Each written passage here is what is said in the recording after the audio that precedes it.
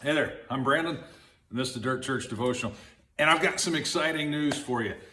I have decided I'm going to join a procrastination club, maybe next week. I know it's kind of a cheesy joke. You know, here's the reality. So many Christians live their faith life that way, putting things off. I want to read to you something that James writes in James chapter 4 that I think really talks clearly to this. James chapter 4, starting in verse 13. Now listen, you who say today or tomorrow we'll go to this or that city, spend a year there, carry on business, and make money. Why, you don't even know what will happen tomorrow. What's your life? You're a mist that appears for a little while and then vanishes. Instead, you ought to say, if it's the Lord's will, we will live and do this or that. As it is, you boast and brag, and all such boasting is evil. Now here's the kicker. Verse 17, anyone then who knows the good he ought to do and doesn't do it, sins. Now there's four things that jump out at me on this. Number one, you don't know about tomorrow. You don't know what's going to happen tomorrow. None of us knows. We're not promised tomorrow. You've got the here and now. Number two, life is short. I mean, let's face it, no matter how long you live, it's always at least one breath too short. Life is short. Number three, we ought to involve God in our plans, in our thoughts, in our ideas.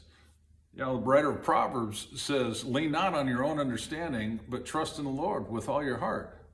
In all your ways acknowledge him, and he will make your path straight. It comes out of Proverbs chapter 3. We really need to involve God in our plans.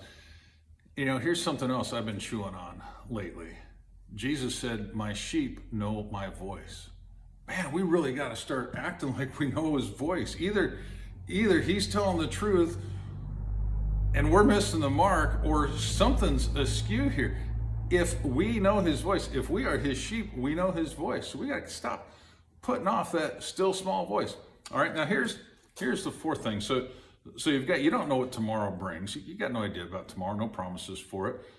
Life is short, we know that. We need to involve God. But here's the final kicker. He who knows the good he ought to do and doesn't do it, sins. Now, I've oftentimes thought about that, and I do believe it's accurate, the sins of commission and sins of omission. But this, within the context, seems to talk about things you know you ought to be doing, but you keep putting them off. You keep putting it off for a better time, a more easy time, a time that makes more sense. You know, when my wife and I were first married and we had these plans about when we wanted to start a family and so forth, we had a 5-year plan. And after about a year, we looked at each other and said, you know, we ought to just go ahead and try to have kids now. If we wait until we can afford it, we'll never do it.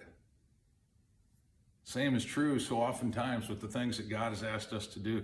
Maybe we think it's better to wait until we retire. We think it's better to wait until we have more education. We think it's better to wait until we finish school. It's better to wait until this or till that, till these things fall in line. But let me challenge you.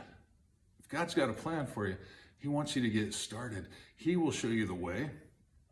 Don't wait till tomorrow. You may not have tomorrow. Chew on that. We'll talk to you next time.